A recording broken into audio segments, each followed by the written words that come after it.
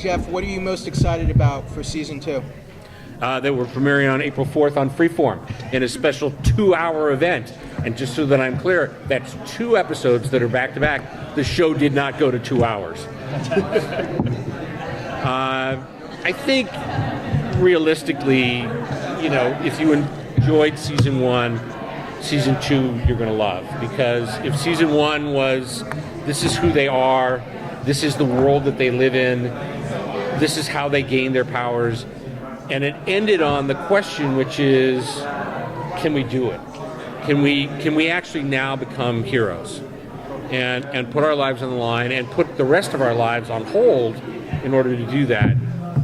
And the opening of season 1 answers that question in the most affirmative way. So we get to see Cloak and Dagger be Cloak and Dagger. Great cast, great crew on this show. How proud are you all of the fact that on a freeform show, you guys can really get into some really intense subject matter, some really, I think, very timely issues that you guys can explore on this show? We're very proud. I have to say that, we do try on all of our shows to make sure that they are touching on something that is what makes a Marvel hero sort of different from every other hero that's out there, is that they're running around in our world dealing with our real problems. Joe Pikaski, who's the showrunner on this, spends a lot of time talking with us about the things that he wants to address and how they fit into the story. And the good part about it is that Cloak and Dagger have always been those kinds of characters. They were never the characters that went and, although I'm sure there's some fan out there who's going, oh yeah, well in episode 23, that's what they did. I'm sorry, that was sort of a non-characteristic voice of me. But anyway, I don't think they weren't, let's stop the bank robber. Or there's a giant monster coming down the street that's crushing let's stop that person. They were always there to protect the people that couldn't protect themselves. And so that nothing is truer than what we get to do on the show. And part of that also is the magic that is Olivia and Aubrey, whose on-screen chemistry is brought out of their off-screen chemistry. They're just really good, supportive friends of each other. And to see that in 2 young actors that are sort of there for each other, and that Cloak and Dagger have always been in the Marvel Universe equals. It was never, this is my sidekick, or I understand my powers and I'll teach you. It wasn't any of those things. It was always, we both got, metaphorically speaking, bitten by the radioactive spider on the same day, and we both decided that we're going to go out and be heroes together. It's awesome.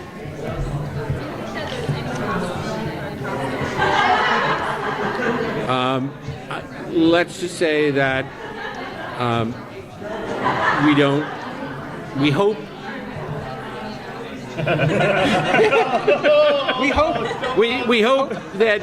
that we won't disappoint. Now, that could mean that there's free cheeseburgers for everybody, or it could be what everyone's hoping for.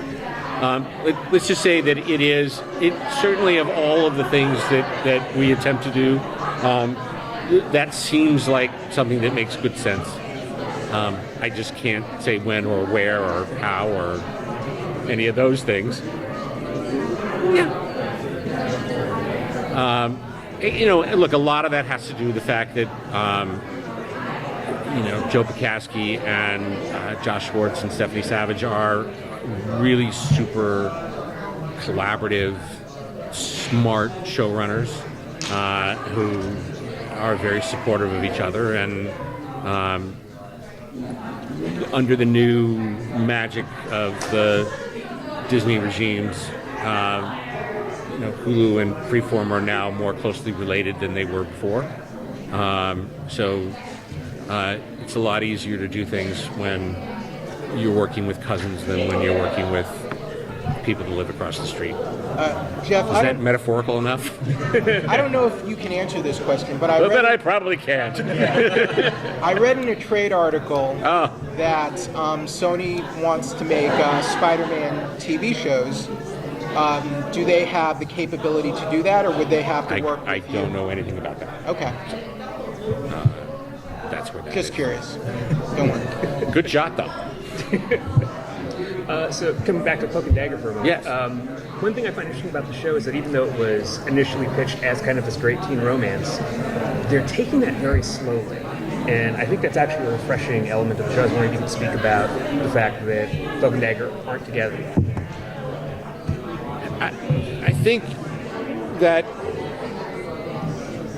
Ty and Tandy's relationship shows that two young people that are very different can care about each other in a very special way that doesn't necessarily have to immediately be romantic is the thing, and hopefully something that provides something that's inspirational to our audience, that they recognize that people of that age can have male friends and female friends and friends that are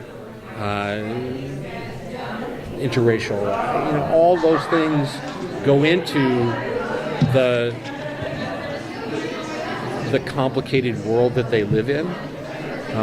But there's no doubt in anyone's mind who watches the show how deeply they care about each other. So where that goes in the future, you'll have to watch season 2 and hopefully beyond. They got each other's back. That's the That they absolutely do. Why put a label on it?